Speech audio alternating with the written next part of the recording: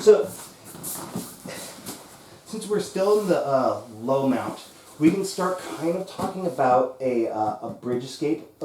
And so for actually more of a shrimp escape. So what I need to do here is I need to get his weight off me temporarily. And so if my hips are flat on the ground, I'm not going to have any power to shrimp. Remember that when we shrimp, we have to be all the way on our side. So I'm going to bridge up and get onto my side here. And that's going to start creating some space. Notice that I'm starting to build a frame here, right? I've just got something to block his hips. It could be my hands. Now this is a little bit precarious because again, now I cannot protect my neck, right? So I want to make sure I've got a strong frame here, and I'm going to keep shrimping. What people tend to get wrong here is that once they get, go ahead and stay off for a second. Once they get to here, and then they let themselves get flattened back out. When you shrimp, it's important to not be, like that's not going to work.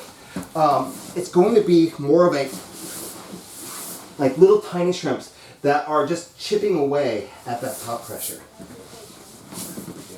Alright? So, I'm going to bridge, I'm going to frame, pushing on the hip, two hands on the same one, I'm going to continue shrimping. Now, this is usually where we're actually going to end up, where his feet are on my hooks, or whatever. Since we're going no-gi, why not? I'm going to sit up, and I'm going to grab his belt. Now, a lot of times what he's going to do here, like he's going to ice block. He might try to do something like that, but he's going to come down, put his elbows here or whatever. So, if I can, since we're going gi, grab his belt, and I'm going to pull him on top of me a little bit, straighten out my leg, and put it underneath here. And from here, I'm going to do a bridge and follow him. So I'm just doing a little bit of a shoulder roll, clearing the path.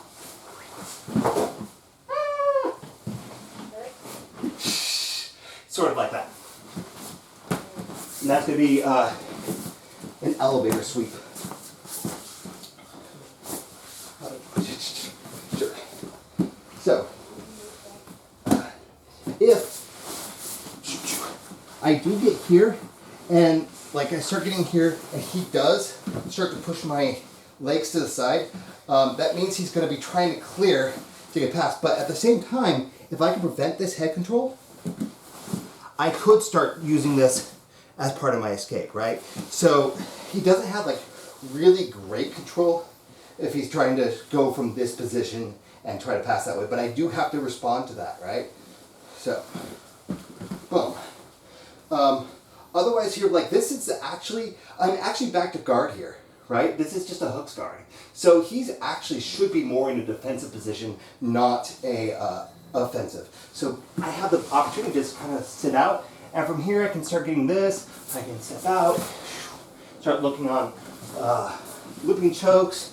I could start to get here, start playing the butterfly guard if we're going no-gi. Middle finger and thumb together so that we're into that little bit. Start playing spider guard from that position, so on and so forth. So I've got a lot of options once I get into this hook guard position. Alright, one last time. But the key thing is I'm just trying to get his weight off of me and trying to take away his advantage. So I'm going to start to shrimp and frame, however I want to frame, right? It could be here, it could be here. Just make sure that my elbow is tight. I don't want him to get that underhook. Continue to shrimp until we can get to a hooks position. And from here, you just go ahead and weigh out whatever options that you have here, right?